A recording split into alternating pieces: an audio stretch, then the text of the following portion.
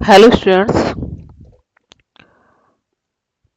प्रयोगात्मक भूगोल के अध्ययन की श्रृंखला के तहत आज मैं स्पीयरमैन रैंक डिफरेंस मेथड पर चर्चा करूंगी। इससे पहले भी मैंने कई वीडियो पोजीशन के निर्माण के संदर्भ में रिमोट सेंसिंग जीआईएस से रिलेटेड तथा स्टैटिस्टिक्स से रिलेटेड हमने शेयर किए थे। आज का जो टॉपिक है इसमें स्पीयरमैन रैंक डिफरेंस मेथड, इसका प्रतिपादन चार्ल्स एडवर्ड स्पीयरमैन ने किया था।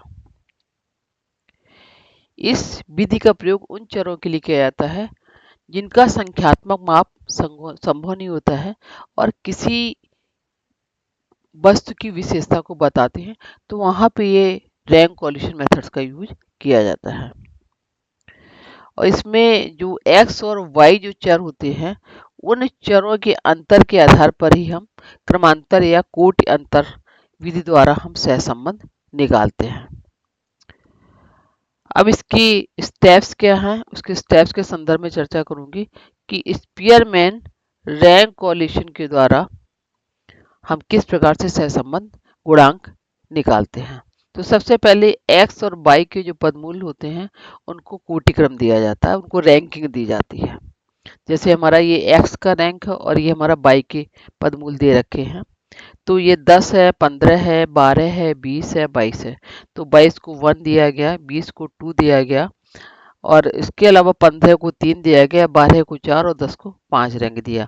ये 22 के पदमूल हैं 8, 6, 7, 9 और 10। तो 10 को 1, 9 को 2, 6 को 5 और 7 को 4, 6 को 5 और 8 को 3 रैंक दिया गया है। इसके अलावा 7 को 4 और 6 को 5 रैंक दिया गया। तो इस प्रकार से इसमें x और y जो होते हैं उनके पद मूल्यों को रैंकिंग दी जाती है। फिर उन रैंकिंग की उन अंतर निकाला जाता है और अंतर का वर्ग किया जाता है। तो इसमें बताया कि x के क्रम से y के क्रम को घटाकर कोटि का अंतर निकाला जाता है, रैंक का अंतर निकाला जाता है। तो ये तो R1 हो गया, ये आपका R2 हो गया। तो R1 R2 का अंतर निकला और उस अंतर का वर्ग निकाला जाता है और वर्ग के आधार पर ही हम जो हमारा ये जो निम्न सूत्र है उसके द्वारा रिंग कोलिशन कोएफिशिएंट, रैंक का हम कोलिशन कोएफिशिएंट निकालते हैं। तो ये फॉर्मूला है RH बराबर 1 minus 6 sigma D square N N square minus 1। RH आपका रैंक कोलिशन कोएफिशिएंट है 1, 6 sigma D square sum of the square, जो हम इसका जो डेविएशन का जो स्क्वायर निकालें उसका टोटल है ऑन एन नंबर, जैसे 1, 2, 3, 4, 5। तो हमारे जो नंबर्स दे रखे हैं वो हमारे एन नंबर्स हो गए। अब इस फॉर्मूले का उपयोग हम वहीं पे करते हैं जहां पे पद मूल्यों को रिपीट नहीं किया जाता है। जैसे हमारा ये x और y का वेरिएबल दे रखा है, इसमें 10, 15, 12, 20 और 22 को रिपीट नहीं किया गया। ये पदमूल एक ही बार है, 10 भी एक बार आया, 15 भी एक बार आया, 12 भी एक भी बार आया, 20 भी एक बार आया, 22 भी एक बार आया। इसी प्रकार बाई में भी हमारा 8 एक बार आया, 6 एक बार आया, 7 एक बार आया, 9 एक बार आया और हमारा 10 एक बार आया।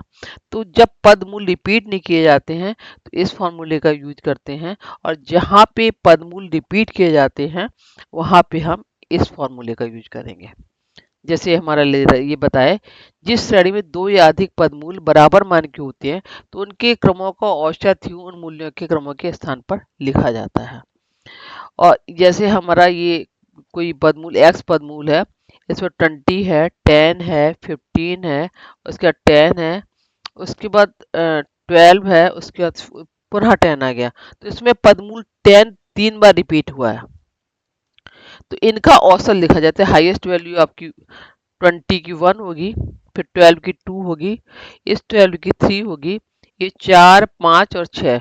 तो 4 प्लस 5 प्लस 6, 3 बार इसको डिवाइड करेंगे तो 6, 5, 11 और 11, 4 कितना हुआ आपका 15, और 15 में 3 को डिवाइड दिया किया तो 5 पदमूल। तो प्रत्येक पर 5 5 लिखा जाएगा, यहाँ भी 5 और यहाँ भी 5 लिखा जाएगा।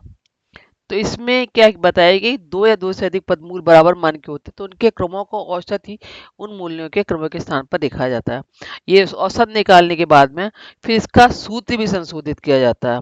इस संशोधित सूत्र में जो वैल्यू जितने बार, जैसे इसमें 10 3 बार आई हुई है तो इससे 1/12 m3 माइनस है, m का मतलब है वैल्यू, ये आपका आ जाएगा 1/12 आपका 3 माइनस 3 हो जाएगा ये। तो ये आपकी रिपीटेड वैल्यू है यहाँ पे। तो इसमें जितने बार अगर बाई में भी वैल्यू आएगी तो इस संशोधन कारक को उतने ही बार आपका लिखा जाएगा इसमें। संशोधन कारक अलग अलग समान क्रम की संख्याओं के लिए अलग अलग होगा। अब इस एक उदाहरण देकर के हम इसी सूत्र का प्रयोग करके हम वैल्यूज को निकालेंगे। अब हम ये क्वेश्चन दे रखा है कि प्रश्न क्रम स्थान निर्धारण विधि द्वारा निम्नलिखित श्रेणियों का कोटि सहसंबंध गुणांक निकालिए। तो इसमें ये 1 2 3 4 5 10 नंबर्स दे रखे हैं, ये x के पदमूल दे रखे हैं और ये 22 श्रेणी के पदमूल दे रखे हैं। तो इसको अगर हम देखेंगे क्वेश्चन को तो इसमें 98 जो पहली श्रेणी x की जो पहली श्रेणी है इसमें 98 3 बार आया है। 1 इधर आया है, यहाँ आया है और हमारा यहाँ आया, 3 बार आया है। अतः 3 समान क्रमों के लिए जो संशोधन कारक होगा 1/12 3 जोड़ना होगा इसमें। इसी प्रकार से 73 हमारा 2 बार आया है, तो 73 2 बार आने के कारण इसे 1/12 2 2 बार आया तो 2 के 2 माइनस 2 हमें जोड़ना होगा इसमें। तो इसमें सूत्र में थोड़ा सा संशोधन करना होगा। तो इसको हम सॉल्व करते हैं कि कैसे हम इसको सॉल्व करेंगे। इनका 98 इनका सबका कोटि का एवरेज निकालेंगे, इसमें 73 का भी एवरेज निकालेंगे, उसके बाद इस संशोधन कारक को जोड़ करके हम इसको सॉल्व करेंगे। तो ये वैल्यू जो ये 1 से लेकर 10 तक की वैल्यू लिखी हुई है, ये x का पदमूल जो क्वेश्चन में दे रखा वो है और y का पदमूल ये क्वेश्चन दे रखा है उसका ये दे रखा है। अब इसके बाद हमें रैंक निकालनी है, तो रैंक x भी ले सकते हैं, रैंक 1 भी ले सकते हैं, रैंक y भी ले सकते हैं, रैंक 2 भी ले सकते हैं, R1 R2 भी लिख सकते हैं इसको। तो इसमें सबसे जो हाईएस्ट वैल्यू आई है 120 को 1 रैंक दिया गया, 118 को 2 रैंक दिया गया है, 115 को 3 रैंक दिया गया, 112 को 4 रैंक दिया गया, 109 को 5 रैंक दिया गया है और 100 को 6 रैंक दिया गया है। 6 रैंक देने के बाद में आप इसके बाद 98 का आपका 7, इस दूसरे 98 को 8 और इसके बाद तीसरे 98 को 9, तो 7 + 8 + 9 तो 24 हुआ। क्योंकि 3 संख्या है तो 3 से इसको डिवाइड किया तो 8 आया। तो ये इधर भी 8 लिखा, यहाँ भी 8 लिखा और यहाँ भी 8 लिखा और 87 को 10 रैंक दे दिया गया। तो इस प्रकार से जो औसत होता है वो अगर पदमूल बार बार रिपीट होते हैं तो उन पदमूल्यों के रैंकिंग का औसत लिखा जाता है। इसी प्रकार y की वैल्यू को लेते हैं तो y में 73 जैसे हाईएस्ट वैल्यू आपकी 85 एक बार आया, उसके बाद 82 2 उसकी कम वैल्यू है, उसका 83 3 है, उसका 76 4 है, 75 5 है,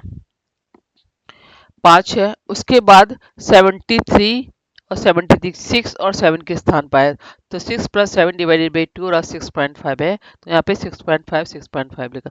अब 7 के बाद वैल्यू आती 8, तो 70 की जगह 8 लिखा गया है, 68 की जगह 9 लिखा गया, 75 की जगह 10 लिखा गया है। अब इन वैल्यूज का हम डिफरेंस निकालते हैं, अंतर। तो d बराबर 3 में 5 को घटाएंगे तो -2 आएगा, 5 में 6.5 घटाएंगे तो -1.5 आएगा, 4 में 3 को घटाएंगे 4 में 1 को घटाएंगे तो 3 आएगा, 10 में 8 को घटाएंगे तो 2 आएगा, 8 में 4 को घटाएंगे तो 4 आएगा, 8 में 10 को घटाएंगे तो -2, 1 में 2 को -1, 6 में 6.5 को -0.5, 8 में 9 को -1 और 2 में -1। अब डिफरेंस अगर आपका कोटि तभी सही होगा जब आपका डिफरेंस का प्लस और माइनस की जो वैल्यू आपकी 0 आएगी। अगर इसको हम देखेंगे 4 2 6 3 9, इसी प्रकार से अगर ये प्लस की वैल्यू 9 आई है, अगर माइनस की जोड़ लेंगे तो 3.5 5.5 6.5 7 8 और 9। तो प्लस की वैल्यू भी 9 है, माइनस की वैल्यू भी 9 है, दोनों को अगर घटाएंगे तो आपका 0 आएगा। तो अगर 0 वैल्यू आती है तो इसका मतलब आपने कोटि सही किया है। अब इसका स्क्वायर करेंगे, 2 2 जा 4, इसका स्क्वायर किया 2.25 हुआ, 3 3 जा 9, 2 2 जा 4, 4 4 जा 16, 2 2 जा 4, 1 1 जा 1, और 0.5 का माइनस 2.25 हुआ, और 1 का 1, अब माइनस 1 का 1, तो इसको सिग्मा डी स्क्वायर को जोड़ा तो 42.50 है। क्योंकि इसमें 98 3 बार आया, 73 आपका 2 बार आया, तो इसमें इसका जो सॉल्व करेंगे संशोधन कारक जोड़ करके हम सॉल्व करेंगे। जो हमारा ओरिजिनल फार्मूला है उस फार्मूला में संशोधन कारक को जोड़ा जाएगा। तो जो ओरिजिनल फार्मूला था आर एच ओ बराबर 1/6/σd² इतना ही था।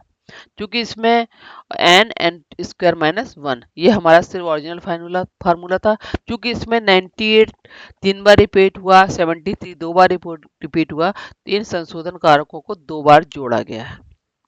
तो हमारा नया फॉर्मूला क्या हो गया, 6 sigma D square plus 1/12 m3 minus M plus 1/12 m3 minus M, इसको ये हमारा फॉर्मूला हो गया। अब इसकी वैल्यू को यहाँ पे रखते हैं, 6 सिग्मा डी स्क्वायर 42.5 हो गया, ये हमने लिख दिया, प्लस 1/12 हो गया, m3 98 3 बार हुआ तो यहाँ पे 3 लिखेंगे, ये m आपका 3 बार आया तो ये 3 बार लिखेंगे, इसका 1/12, अब 73 आपका 2 बार रिपीट हुआ है तो m की वैल्यू 2 हो जाएगी, 2⁻³ माइनस ये हमारा 10 हमारा प्लस 2 बार लिख गया तो उसको हम माइनस कर देते हैं। अब इसके अलावा n मतलब 10 की संख्या है, 10 का स्क्वायर होगा माइनस 1 होगा। अब इसको इसमें मल्टीप्लाई किया तो हमारा यहाँ पे आ गया 1000 माइनस 10, 10 में 100 को मल्टीप्लाई करेंगे 1000 आएगा, एन 1 में करेंगे तो हमारा 10 आएगा। तो हम ये हमने 10 कर दिया। अब 3 3 जा 9, 3 3 बार है तो 3 इंटू 3 इंटू 3 माइनस 3, तो 27 में 3 को करेंगे तो 24 आएगा, 24 डिवाइडेड बाई 12, तो ये 12 में 2 को करेंगे तो ये आएगा।